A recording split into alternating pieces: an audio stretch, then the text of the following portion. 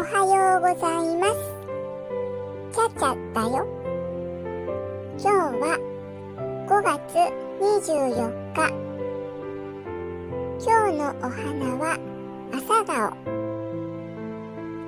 朝顔の花言葉は平成、愛情の絆、結びつきだって。